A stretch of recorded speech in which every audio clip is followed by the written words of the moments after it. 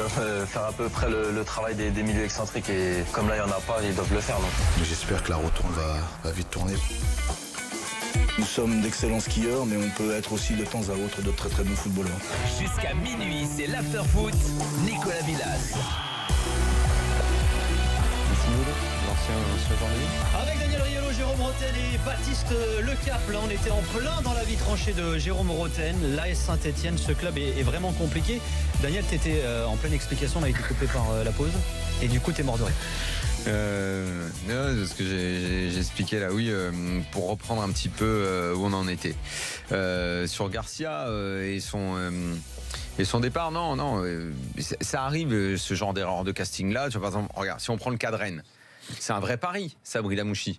Très difficile de savoir, ça va marcher, ça va pas marcher. De toute façon, il a le nouveau président de Rennes s'est beaucoup renseigné avant de prendre cette décision-là. Tous les indicateurs ont été positifs. Il l'a appelé. T'as eu le cas récemment avec Hervé Renard. Ça marche bien. On verra et on va voir si ça colle. Oscar Garcia, les a priori étaient plutôt bons sur lui dans l'idée de changer la méthode qui avait été en place depuis 5 ans. Ouais. Dès le début, néanmoins, ça a été un petit peu tendu. Enfin, pas tendu. Garcia s'est un petit peu demandé, mais je répète, lui aussi, avec cette idée que ça lui servirait de tremplin, c'est pas non plus la meilleure des attitudes quand t'arrives quelque part et dans un club comme ça. Et très vite, je pense qu'il a compris, et lui et le staff, et les dirigeants plutôt, qu'il y avait erreur de casting. Et maintenant, il y a quelque chose dans la direction de ce club. Moi, je suis désolé. Bon, je dois le dire clairement. Moi. Franchement, la plupart des gens qui travaillent dans ce club, moi je les aime bien. Vraiment, c'est rare que je dise ça. J'ai pas, les rapports que j'ai sont toujours professionnels, mais avec les gens. Mais là, ça va un peu. Moi, j'aime beaucoup Cayasso, tout le monde le sait. Romeyer, c'est très dur de trouver un type qui va dire du mal de ce gars-là. C'est un type très bien et tout. Bon, alors. Mais après, il y a des choses que je comprends pas. Tu vois, hier, il me téléphone pendant l'after. Qui ça, Roland Romeyer? Ouais. Et il me dit, oh, Riolo, qu'est-ce que c'est connerie que tu racontes là? Garcia va partir. Il va pas partir, Garcia. Je dis, Roland, évidemment qu'il va partir. Tu fais bien l'accent. Hein. Ouais, tu le fais bien. Ouais. Je dis, pourquoi vous dites que non voilà. Ça sert à rien de me téléphoner pour me raconter une banane, quoi, parce que tout le monde savait qu'il allait partir. Alors, je veux bien qu'il dégonfle pour machin et tout. En plus, bon, c'est très sympa à lui de me téléphoner, mais c'est des mecs, on peut pas en dire du mal. Mais sauf que on ne voit pas clair dans la direction de ce club. Moi, je suis désolé de leur dire. Et s'ils étaient en face, je leur dirais. Ventier, bon, directeur sportif. Tu les prends tous comme ça, ils sont tous bien. Tu vois, Ventier, il fait quoi? Il a fait le recrutement, il bosse avec David Friot, qui a longtemps bossé en Angleterre. Ils ont pris 2-3 mecs. Au début, on m'a dit, tu vas voir, c'est des bons gars, mais on les a pas tout le temps vus parce que les choix de Garcia étaient parfois de les faire jouer, parfois de pas les faire jouer. Bref, on n'a plus rien compris au compo de l'équipe. Il y a le rôle de Rocheteau, qui c'est quoi le rôle de Rocheteau en fait? De président d'honneur, en représentation, directeur sportif bis. C'est l'ange vert. Je sais pas trop, quoi. Voilà. Cayasso est un coprésident, mais Cayasso décide pas. Non, il est même plus coprésident. Hein. Voilà. Il est président, je crois, du directoire. Enfin, voilà. Mais c'est Roland Romeyer qui prend les décisions, les vraies décisions. Cayasso, il a sa mission, il a ses missions à Paris, il représente le club, son travail est très important, mais c'est pas lui qui va décider si Garcia reste et par qui va être remplacé. Voilà, qu'il soit au courant de tout ce qui se décide, ok, mais il n'est pas dans le fonctionnement, dans l'opérationnel. Donc tout ça fait beaucoup de monde. Alors on avait. Mais ça veut dire que tu as des tâches qui sont bien définies au final. Je sais pas moi. Sur le papier, c'est ce que ça veut dire. Mais... écoute, qui viennent nous expliquer clairement les choses et tout. Alors, Daniel, c'est bien défini parce que à l'arrivée, encore une fois, 5 ans, Galtier il a tenu et il a fait du bon boulot. Oui, mais attends. Donc j'allais y venir. Galtier, le mec il reste. Bon. Ils ont décidé, on le garde. Je te dis que c'est pas juste l'année dernière qu'on s'est dit, il y a peut-être fin de cycle sur Galtier. Oui. Il a installé 2 ans. Sauf qu'au bout d'un moment, rapidement, enfin au bout de 3 ans, les gens se sont bon, si on passait à autre chose maintenant, parce que c'est vrai qu'on s'ennuie, même lui. Il cherchait autre chose. Voilà. Et la réponse qu'on te donnait au club, c'est bon. D'abord, Romeyer s'entendait très bien avec lui, donc bon, ça c'est louable d'avoir une belle entente comme ça. Mais on disait, vaut mieux. C'est Galtier qui décidera quand il aura envie de partir. Mais chez moi, ça me sciait ça. Je dis, mais comment ça? C'est l'entraîneur qui a les clés? C'est lui qui décide s'il va rester, s'il va pas rester. Je veux dire, à un moment, ce que je leur disais toujours, c'est Saint-Etienne, c'est quand même un club qui a une image. Au bout d'un moment, essayez de changer, faites autre chose, essayez de mettre du jeu. Les mecs qui vont au stade à Saint-Etienne et ils sont nombreux à y aller, peut-être à un moment, ils ont un petit peu envie de se régaler aussi. Bon, moi je dis pas, Galtier il a super bien bossé. Mais si ça plaisait à Romeyer. Oui, exactement. Mais à un moment, il a eu des résultats avec des moyens qui sont Romeyer qui est à la base un ancien supporter, il aurait pu aussi avoir le droit. Bon, il a mis du temps, mais finalement, il y est venu à cette idée. Et au moment où il veut changer, justement pour donner un peu plus, permettez-moi, de kiff au public, bim, il prend Garcia. Il y avait promesse, il se ramasse la gueule. Qu'est-ce qu'il va faire maintenant? Il va nommer Sablé et l'autre, là, je sais plus comment il s'appelle, j'ai oublié. Ravera. J'espère qu'il va pas se dire, tiens, Sablé, ça va peut-être tenir, je vais le garder. Tu vois, façon, je prends un mec. Pourquoi t'espères? On sait pas. Oui, mais ça peut paraît coller et tout. Ça paraît compliqué au départ. Il va peut-être même rappeler Galtier. Genre, on va sur valeur sûre. Mais non, Mais enfin, tu vois, à un moment, il faut rappeler Galtier. Mais après, si Galtier est parti, parce que comme tu l'as dit, c'est lui qui a décidé. Je vois pas que. Même Galtier, je suis même pas sûr qu'il aurait envie de revenir. Moi, je me demande parce que mine de rien, il s'attendait peut-être à retrouver du taf plus vite et du taf, il ne retrouve pas. Ce qui me dérange, juste pour finir là-dessus, sur Garcia, ce que tu parlais de son attitude, le fait qu'il arrive, ses idées, ses compositions d'équipe. Moi, je pense aussi que Garcia, il est arrivé, il connaissait pas très bien le championnat de France, que Saint-Etienne, il a minimisé ce que pouvait représenter Saint-Etienne en France aussi, quand même. La preuve, c'est que il a été surpris du derby. Moi, je suis pas convaincu qu'il connaissait pas le championnat de France. Non, mais il connaissait pas. Il a jamais mis les pieds. Il est marié avec une Française. Pas parce que t'es marié. Jérôme, il est parti en Autriche. Moi, je connais que dalle. Non, mais d'accord. Mais sauf que le championnat de France, c'est pas le championnat autrichien. Non, mais justement. Et je pense que ce genre, écoute, ce genre d'entraîneur, je pense que encore une fois, il y en a beaucoup qui sous-estiment le niveau du championnat de France. Je suis pas du tout convaincu. Moi, je pense que par rapport à ces compositions d'équipe qui ont été surprenantes par moment, je suis persuadé, et l'envie qu'ils ont mis contre Lyon par exemple, dans l'approche, même lui il a reconnu que il s'était pas investi un maximum. Et oui, mais ça dénote quoi? Ça montre quoi? Non, mais attends. Je suis désolé. Quand tu te fais surprendre sur la rivalité. Non, mais le derby a eu sa peau, ok. Si lui, tu crois vraiment que pour un derby comme ça, t'as besoin que l'entraîneur vienne dans le vestiaire et fait « les purnes, les gars, les purnes, c'est le derby !» Tu crois pas que toute la direction et tous les joueurs, ils sont au courant? Tout le monde le sait. Donc, c'est pas l'attitude de Garcia. Excuse-moi, 2 secondes. Les choix des joueurs aussi. Le derby a été foiré. Moi, je pense, et tu as dit un truc, et à un moment, il va falloir arrêter certaines choses aussi. Parce que il y a cette forme de communication bien pensante sur certains clubs où on veut être, à force de vouloir être gentil, finalement, on en vient à pas rendre service. Saint-Etienne, c'est bien beau de dire. Il faut faire attention à ce qu'on représente ce club, machin, dans l'histoire. Ok. À force de dire ça, Saint-Etienne, ça va bientôt plus représenter rien du tout si ça continue comme ça. C'est toi qui le dis. Hein. Non, moi, je pense. Là, la concurrence. Moi, je te dis, tout le monde le sait, ceux qui aiment le foot et tout, ce qu'est Saint-Etienne. Mais à force de répéter ça et de ne rien faire dans le bon sens, moi je te dis que bientôt ça va représenter que du noir et blanc. Moi je décide de rien, c'est pas moi qui décide. À un moment, il faut quand même se dire les choses en face et la vérité. Oui. Et à Saint-Etienne, au lieu de sans arrêt regarder du côté du musée, il va falloir regarder devant. Parce que les supporters se gargarisent du passé, je peux le comprendre. Mais à un moment, tu ne peux pas vivre continuellement dans cette... Il faut regarder devant. On va donner la parole les bonnes décisions et clarifier un peu toute la politique du club. On donne la parole aux supporters. Elle est très floue, tu vois. Salut Hervé. Salut Nicolas. Ça va réussi Hervé, te voilà mon pote. Salut les gars. Salut Hervé. Salut. Bon Hervé, comment t'analyses toi ce départ d'Oscar Garcia justement du poste de manager, d'entraîneur de Saint-Etienne? Ça passionne Daniel et vous tous sur le plateau et c'est cool. J'ai pas envie de dire ça non plus, mais c'est bien de vous entendre passionner autour de Saint-Etienne. Moi, ça me fait plaisir. Par rapport à ce que tu viens de dire, Daniel, sur le fait justement que le club se retrouvait de nouveau un petit peu à devoir improviser, etc. Ce que tu as dit sur Garcia, c'est-à-dire l'erreur de casting et le mauvais choix, ça peut arriver.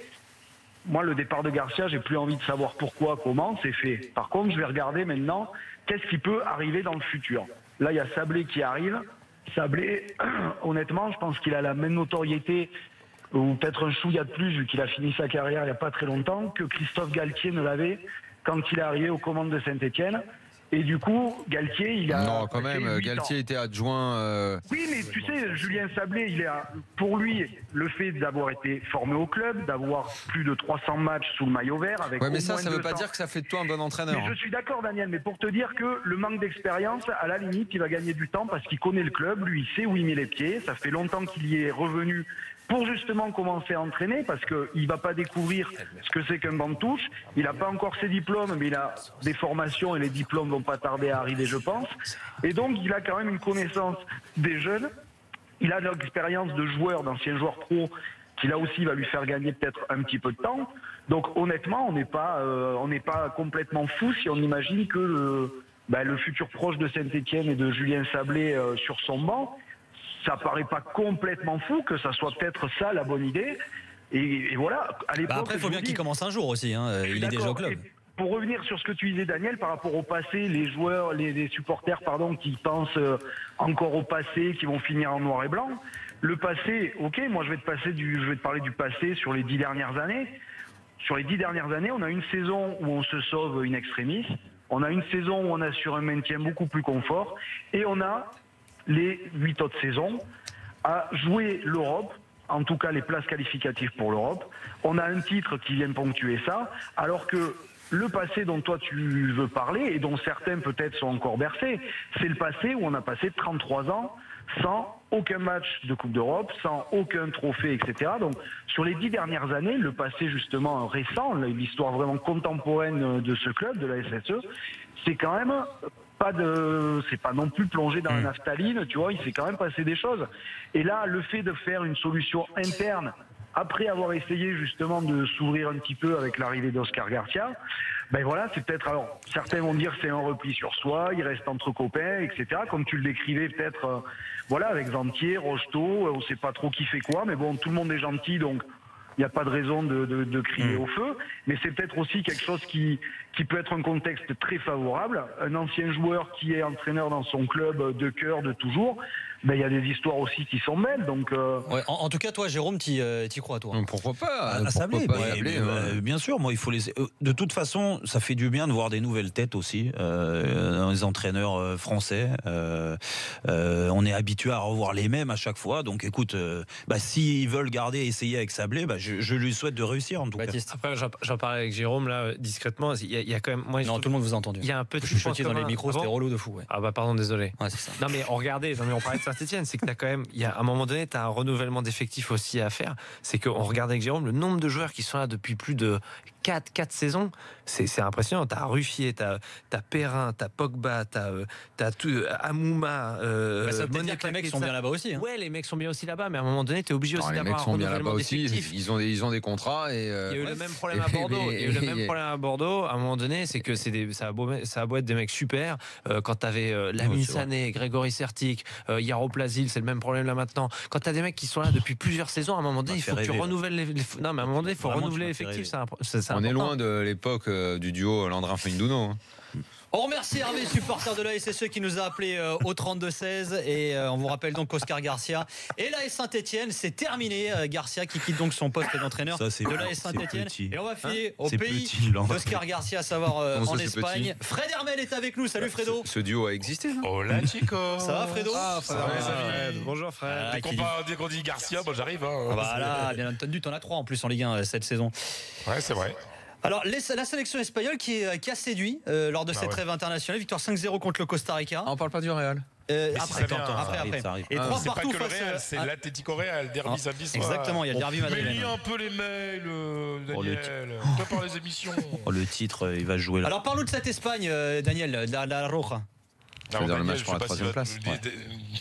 Daniel, il va te parler d'Italie, mais Fred, il va te parler de la Roja, que j'aime beaucoup. Mais sincèrement, j'ai vu des matchs assez somptueux.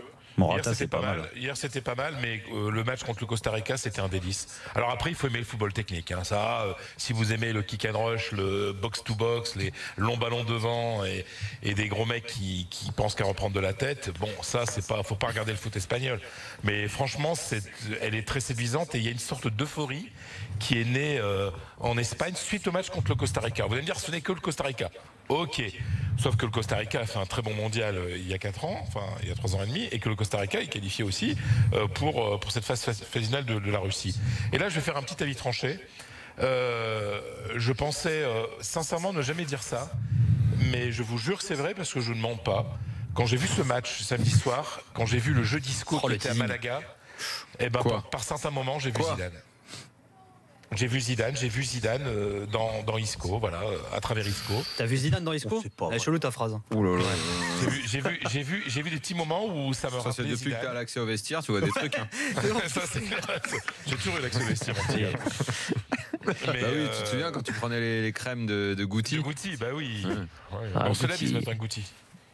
Il est où maintenant, lui? Il a ouvert un magasin de tatouage. L'entraîneur des juniors, de l'équipe première des juniors. C'est-à-dire que l'année prochaine, il sera au Castilla et puis qu'un jour, il sera entraîneur du Real. Non, mais attends, parle-nous d'Isco là. Donc, Isco te rappelle Zizou? C'est-à-dire qu'il y a eu certains moments dans ce match où Isco il fait un match genre sublime, où il sort toute la palette technique, en plus une palette technique qui n'est pas pour épater la galerie, mais qui est utile. Il fait une roulette, c'est pour se jouer de 2 adversaires. Il fait un petit pont, c'est pour se jouer d'un adversaire. Il est absolument extraordinaire dans tout ce qu'il fait. En plus, vous savez ce sentiment incroyable qu'il y avait quand on regardait jouer Zidane, que le ballon lui collait au pied, qu'on a l'impression que le ballon et le corps ne faisaient qu'un. Il y a eu ça pendant quelques moments dans le jeu d'Isco.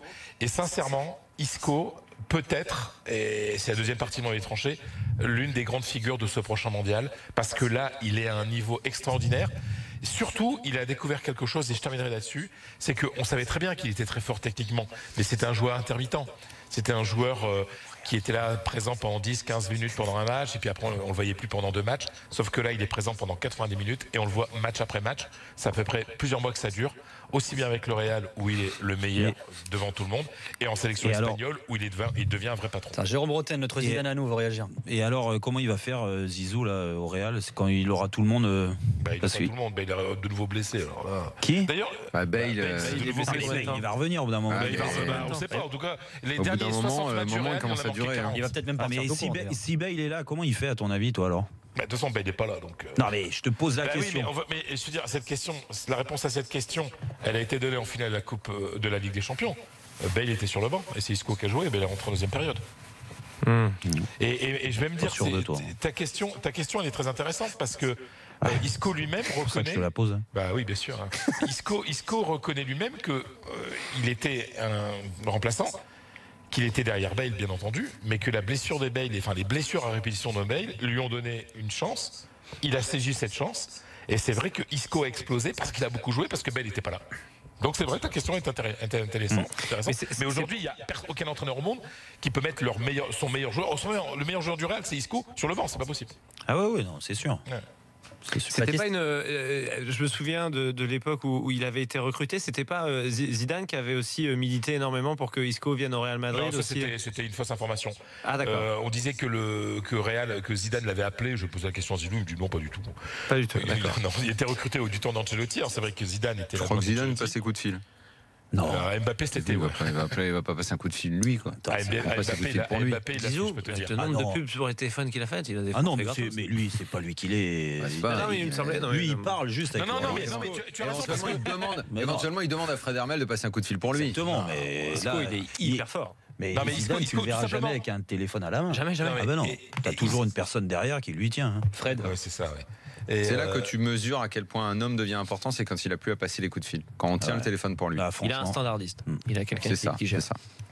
Ta question est intéressante parce que c'était la une de Marca en disant Zidane et tout, mais c'est pas vrai. Alors c'est vrai qu'à l'époque, Isco avait 2 offres, l'offre du Real et l'offre de Manchester City. Et il avait préféré le Real. C'est vrai qu'au début ça a été un peu compliqué, et puis finalement, aujourd'hui, il est le meilleur joueur de cette équipe, quoi. Et donc je sais pas ce que vous en pensez, vous, de ce type-là, mais il est différent, quoi. Écoute, moi, franchement, où il m'a impressionné, c'est quand l'Espagne est venue jouer au Stade de France, là. Donc c'était quand ça? C'était l'année dernière. 7-8 mois, ouais. On joue en mars, c'est espagnol. Ouais, et où on a pris une branlée, une leçon de football. Ouais. Alors même si l'équipe de France, il avait fait tourner et tout, mais peu importe. Et j'avais trouvé Isco vraiment fantastique. Ce jour-là, J'ai vraiment senti un joueur qui était sûr de lui dans ce groupe. C'était le leader de cette équipe espagnole ce soir-là en tout cas, et donc ça confirme ce que tu viens de dire, Fred, sur les 2 matchs qu'il vient de faire là avec l'Espagne. Donc contre l'Italie, mais un doublé, le 3-0 contre l'Italie. Non, excellent. Pour moi, c'est masterclass, gold, platinum, tout ce que tu veux. Ouais, oui, il joue comment alors l'Espagne, c'est avec il joue comment l'Espagne alors, Fred? Platinum à vie, lui. C'est Isco à droite et David Silva à gauche et Morata en pointe. Platinum un an et puis après. Là, ils ont fait un milieu de terrain avec Busquets, avec Iniesta, avec Isco et avec Thiago Alcantara. T'imagines le ballon qu'il y a, quoi. Mais Iniesta, il est encore là, quoi. Attends, il n'aura jamais le Ballon d'Or, ce mec, c'est un scandale. Non, mais vous savez pourquoi il l'aura pas? Il devait l'avoir en 2010, sauf qu'il y avait une campagne terrible du Barça où on avait obligé le Barça, où le Barça avait obligé. Ça m'étonnait que le Barça soit pas dans le coup. Attends, les trois étaient du Barça. C'est le diable. En 2010, excuse-moi Daniel, en 2010, les trois finalistes étaient Iniesta, Xavi et Messi. Et les pressions du Barça avaient été telles sur Xavi. Et tu peux pas revenir à 2010. 2010, s'il y a un joueur qui doit l'avoir, c'est Schneider. Le vote des journalistes, c'est lui qui gagne, Schneider. C'est Schneider qui doit l'avoir en 2010. Tiens, Fredo, c'est tout. On avait commencé à l'évoquer samedi soir. Il y a le derby entre l'Atlético et le Real. Alors. Malheur au perdant, on peut le dire là pour le coup, parce que le Real a 8 points de retard sur le Barça, l'Atlético a 4 points de retard. Pourquoi? Pour la 3e place. Non, mais le Real, c'est surtout un match pour la 3e place. Pour la 3e place. L'Atlético est à 4 points du Je vois Real. que Chevalier Las Palais ont repris du service le duo. Fredo, il y croit. Non, mais c'est quand même incroyable, Fred. Donc en fait, on ne peut plus rien dire. Et quand Jérôme me disait en antenne que Zidane se doit de gagner l'Europa League, que c'est le seul trophée qui lui manque en tant qu'entraîneur. C'est pas faux. Ce qui est vrai, il a tout gagné. C'est vrai, ça, il n'a pas gagné encore. C'est pour cette année. Non, mais attendez, arrêtez de déconner. C'est pour l'instant un match surtout pour la 3e place. C'est un match surtout, malheur perdant, le perdant n'a plus aucune chance de gagner le titre. Voilà. Parce que le perdant, quand même. C'est-à-dire que le Barça joue à Leganés, même si Leganés c'est une équipe. 20h45 au Wanda Metropolitano. Et s'il y a match nul, donc les deux s'enfoncent. Et s'il y a match nul, oui, ça fait 10 points de retard, parce qu'a priori le Barça, plutôt dans la journée, va gagner à Leganés. Puis il ne faut pas oublier Valence, qui tient. Le Real qui a 4 points de retard sur Valence. Moi, si je dois voir un truc cette année, c'est Barça, Valence et derrière Real ou Atlético pour la 3e place. Ouais, c'est la semaine prochaine. Barça-Valence, c'est Valence-Barça exactement. Et là, on va vraiment voir si Valence est un candidat au titre. Mais moi, je pense qu'il l'est, puisque Valence ne joue, j'insiste là-dessus, un seul match par semaine. Et ça change tout. Vaut mieux battre l'Atlético Madrid maintenant, parce qu'après le mercato d'hiver, ils vont sérieusement se renforcer. Oui. Ça fait du bien d'avoir un vrai consultant foot, putain. Merci. Écoute, parce que les deux humoristes là. C'est juste que tu as du mal à vivre les critiques. Le championnat espagnol. C'est pas moi mes critiques, c'est pas moi qui joue. Mais non, mais le championnat espagnol est fabuleux. Aujourd'hui, Barcelone et Valence qui vont se. Valence, c'est inespéré. Oui, mais bon, heureusement qu'ils vont s'approcher. Que Valence termine devant le Real, personne n'aurait pu dire ça. À la fin de la saison, Zidane sur la sellette. C'est pas prévu par Fred Hermel. Non, c'est pas prévu par Fred Hermel. Non, pas sûr. C'est pas prévu. On s'est dit, on est qu'à la 11e journée, les mecs. Ça sera la 12e week-end. Mais 11e journée, mais tu peux avoir 10 points de retard déjà. Là, t'en as déjà 8 en tout cas. Fred avait dit, je me souviens, il avait dit à 8 points, c'est encore faisable. Je me souviens. Il a dit il y a pas longtemps. Oui, parce que tout simplement, il y a un match décisif, et Daniel a raison d'en parler. Le Valence-Barça va être très important. C'est un endroit où le Barça peut perdre des points. C'est pas ce week-end, c'est le week-end d'après. Et puis, il y a encore 2 classicos. Donc, il y a 2 classicos. Donc là, tu peux prendre des 6 points. Et dis, Fredo, le but de Grisou en équipe de France, on en a beaucoup parlé ou pas en Espagne? Parce qu'il n'a pas marqué en club depuis 7 matchs. Depuis le dernier match d'ailleurs de l'équipe de France, il n'a pas marqué. C'est-à-dire que. Rappelez-vous, moi j'avais fait un avis tranché un lundi en disant Griezmann n'est pas le responsable de sa situation. C'est l'Atlético qui le rend Griezmann comme ça, et il fait un très très beau match. Il n'y a pas que son but, il y a son match aussi qui est extraordinaire. Et il se trouve qu'ici tout le monde s'est dit c'est bien, Griezmann revient à fond pour le derby, quoi. Donc il y a une pression, le président s'est exprimé sur lui. Là il y a une pression sur Griezmann énorme en disant il faut qu'on retrouve Griezmann pour le derby, il faut qu'il passe contre le Real. Mais ça joue quand même plus offensif en sélection qu'avec l'Atlético, parce que moi j'ai vu les matchs d'Atlético. Atletico, putain, le pauvre, il est quand même vraiment tout seul devant. Hein. Ah, on est d'accord, surtout que et les gens ne comprennent pas ça. J'ai expliqué parce que sur Twitter, j'ai des remarques. Non, mais le pauvre. L'autre jour, il jouait à la Corogne, il joue avec 3 milieux qui sont des milieux défensifs dans leur nature, c'est-à-dire avec Gabi, avec Thomas Partey et avec Augusto Fernandez. Donc vous imaginez les ballons qu'a reçu Griezmann, quoi. Il est dans une équipe quand même dans ce match, alors que c'était 0-0 à la 80e, où le coach fait sortir Griezmann et met un défenseur central quand même. Et derrière, Carrasco est vachement décevant. Carrasco n'a rien à branler, c'est un égoïste. Là, il était blessé, mais c'est un égoïste qui ne pense, comme sa définition, comme dit la définition. Mais qu'est-ce qui s'est passé avec lui? Parce qu'il a eu une très bonne période. C'est un branleur, c'est tout. Voilà, ils sont fous, quoi. Voilà, tout simplement. Ouais, mais ce qui est étonnant, Fred, c'est que ce genre de joueur-là, bon, je répète, d'abord, il a eu une bonne période, et Simeone laisse pas vraiment passer ce genre d'attitude-là. Non, parce que c'est vrai qu'il y a notamment le changement là à Karabat, où l'Atlético doit marquer absolument. Il marche, ouais. Au moment du changement, il n'en a rien à faire. Il a une attitude déplorable. Il était blessé. Là, on va voir s'il va revenir bientôt là. Mais c'est dingue comment un joueur qui était aussi important quand il arrive à l'Atlético est aujourd'hui aussi décevant. C'est une question d'attitude. Il y a des mecs. Après, j'aime pas son attitude, mais je comprends que par moment tu lâches avec Simeone. C'est-à-dire qu'à un moment, ça te fatigue. Le quotidien de Simeone, de ses préparateurs physiques, ça peut être très usant. Non, il n'y a jamais de plaisir.